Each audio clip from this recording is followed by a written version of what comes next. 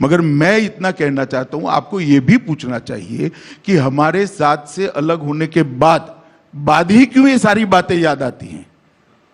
ये आत्मा उस वक्त क्यों जागरूक नहीं होता है जब सत्ता में बैठे होते हैं। तो इसकी क्रेडिबिलिटी भी सोचनी चाहिए जनता ने और पत्रकारों ने।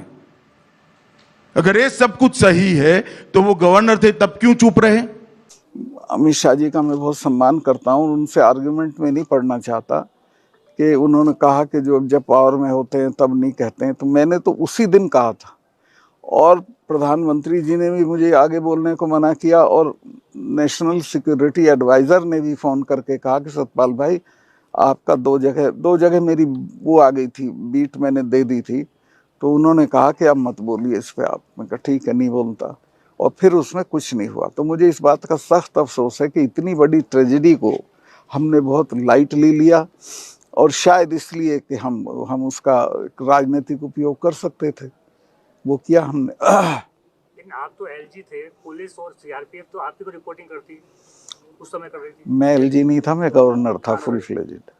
और सीआरपी कभी हमको अपने मूवमेंट रिपोर्ट नहीं करती है, पुलिस करती है। सीआरपी अगर मुझे रिपोर्ट करती और कहती कि हमको जहाज चाहिए तो मैं आधे घंटे में 5 जहाज करा देता। माननीय, आप जैसा कह रहे हैं कि उस समय आपको पीएम साहब ने मना कर दिया कि आप बोलेंगे नहीं, तो आप क्यों बोल रहे हैं? अभी कहाँ बोल रहा हूँ मैं, बता रहे हैं ना।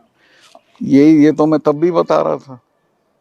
ये लापरवाही थी, बड़ी बहुत बड़ी लापरवाही थी, हमारी सबकी थी, मेरी भी है, सबकी है। आपने क्या किया? आपने पब्लिकली क्यों नहीं कही ये चीज? पब्लिकली कहा ना मैंने। नहीं सर, उतना खुलकर आप उस बोल नहीं पा रहे थे। किसान आंदोलन के दौरान आप सरकार को घेरना शुरू कर चुके थे।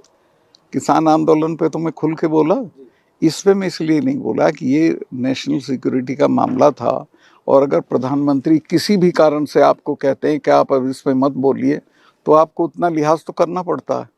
नहीं, सरकार की तरफ से जाट उपराष्ट्रपति के लिए चेहरा थे।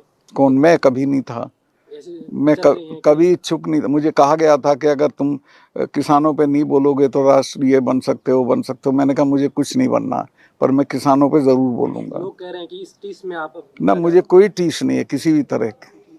तो सर, जवानों की जो जिंदगी थी उससे ज्यादा पीएम का लिहाज जरूरी हो गया। नेचुरली आप जिसके नौकर होते हैं तो उसका लिहाज करते हैं। अब मैं उसमें जवानों की जिंदगी तो उस वक्त वापस नहीं आ सकती थी। मुझे ये पता चला कि उसमें जांच हो रही है, मुझे लगा कि इसमें रिस्पॉन्सिबिलिटी फिक्स होगी, जो कभी नहीं हुई।